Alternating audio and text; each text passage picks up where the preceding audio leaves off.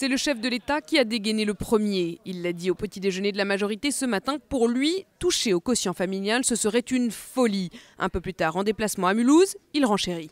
Abroger le quotient familial aurait des conséquences absolument dramatiques.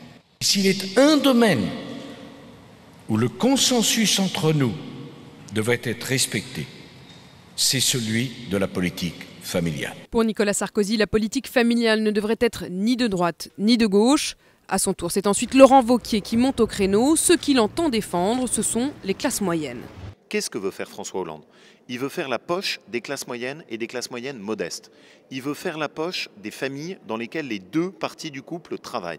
Mais moi, j'en ai assez de ce système de redistribution où ce sont toujours les classes moyennes qui jouent le rôle des cochons payeurs. Mais François Hollande tempère. Il promet de ne pas supprimer le quotient familial, mais de le moduler. Ce qu'il veut, c'est une politique familiale redistributive. Nous aurons un seul objectif, la justice. C'est-à-dire faire en sorte de redonner de la progressivité à l'impôt. Évidemment, il s'agit pour nous de redonner de la force, de la justice en direction des couches populaires et des couches moyennes. De son côté, Eva Joly soutient le PS et dénonce le quotient familial comme un privilège des ménages aisés. Autour de cette question du quotient, on le voit bien, ce sont deux visions du rôle de l'impôt qui s'opposent. Un duel droite-gauche frontal.